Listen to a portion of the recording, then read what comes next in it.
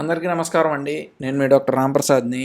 నేను ఇవాళ ఈ యూట్యూబ్ వీడియో అండి ఒక చిన్న లాజిక్తో స్టార్ట్ చేస్తాను.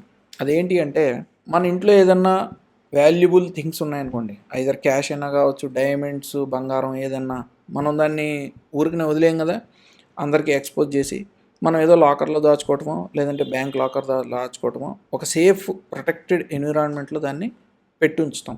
అలాగే మనకి భగవంతుడు ఈ శరీరాన్ని సృష్టించినప్పుడు ఏం చేశాడంటే చాలా చక్కగా అంటే పొందిపరిచినట్టు ఏదన్నా ఒక వాల్యుబుల్ ఆర్గాన్ అంటే అవయవం ఉందనుకోండి, it's a very vital structure అనుకుంటే దాన్ని ఒక బోన్స్ మధ్య దాన్ని ప్రొటెక్ట్ చేయడం అనేది జరిగింది.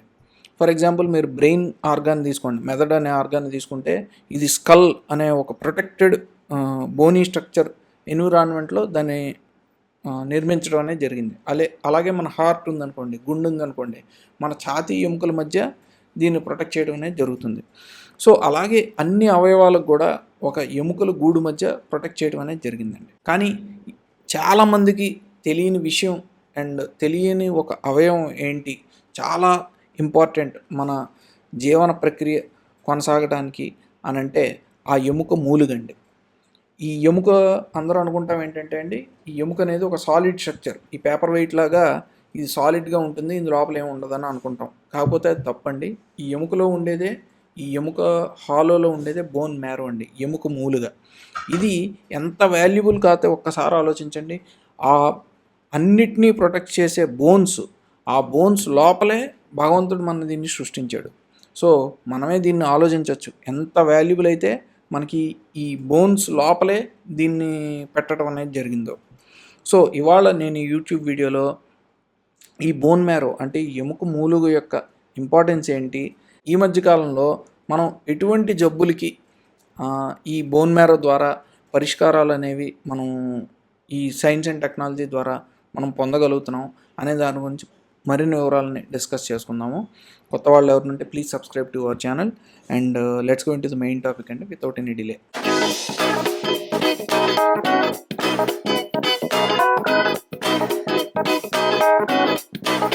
ఈ ఎముక మూలుగా అనేదండి ఫస్ట్ మనకి దీని యొక్క అవసరం మన తల్లి గర్భంలో ఉన్నప్పుడు ఉండదండి.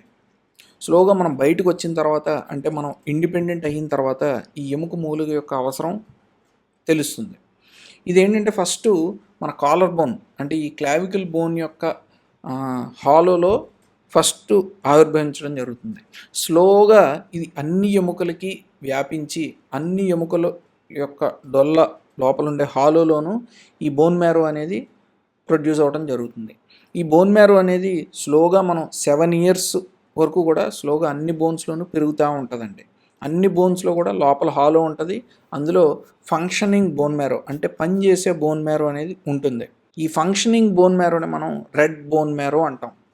స్లోగా ఈ 7 సంవత్సరాల తర్వాత ఏమవుతుంది, ఈ ఎముక మూలుగ అనేది స్లోగా దానిలో ఉండే జీవం తగ్గిపోతూ ఉంటుందండి. అంటే as we grow into adults, మనం యుక్త వయసు పెద్ద వయసు వచ్చే టైంకి ఈ రెడ్ బోన్ మ్యారో వల్ల స్లోగా అందులో కొవ్వు చేరటం మొదలుపెట్టి ఎల్లో బోన్ మ్యారో కింద కన్వర్ట్ అయిపోతుంది. ఈ పెద్ద వయస్కుల వాళ్ళలో బోన్ మ్యారో అంటే ఫంక్షనింగ్ బోన్ మ్యారో అంటే రెడ్ బోన్ మ్యారో ఎక్కడ ఉంటుంది అని చూస్తే కనుక మనం జనరల్లీ ఈ స్పైన్ బోన్ ఉంది కదండి, ఈ వర్టిబ్రా యొక్క లోపల ఉన్న హాలోలో ఉంటుంది.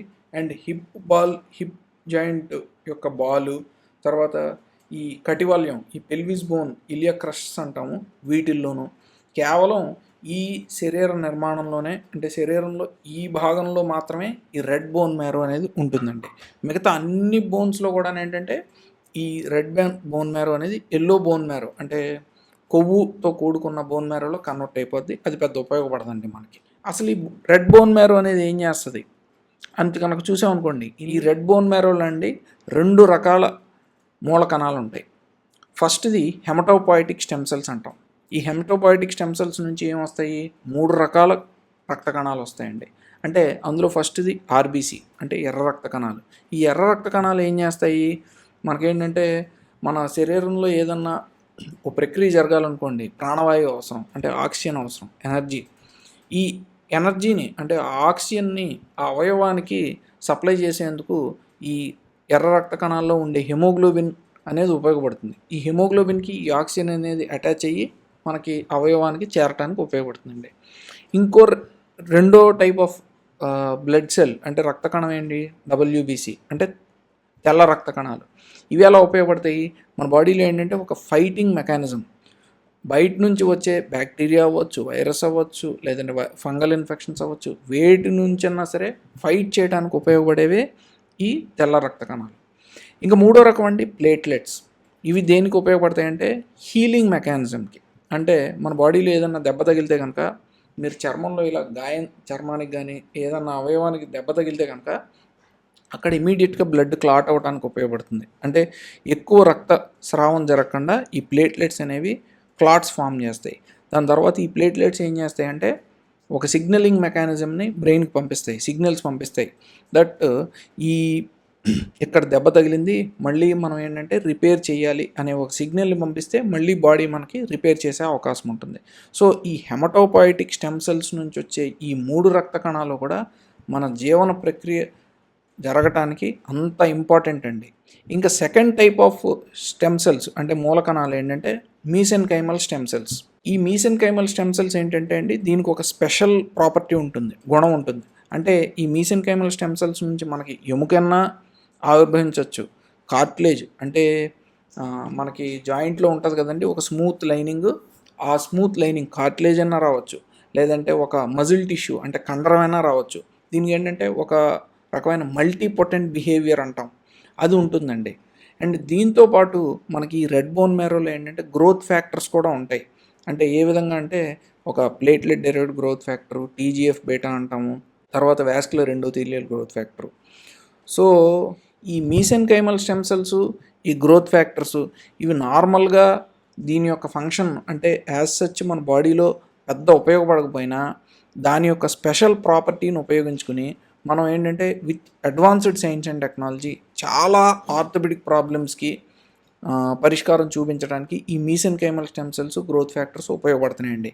దీని గురించి ఒక డీటెయిల్డ్ వీడియో మాదే యూట్యూబ్లో ఉన్నదండి. అండ్ దాని యొక్క లింక్ కూడా నేను ఇప్పుడు డిస్ప్లేలో స్క్రీన్ మీద డిస్ప్లే చేస్తున్నాను, సో మీరు చూడొచ్చు.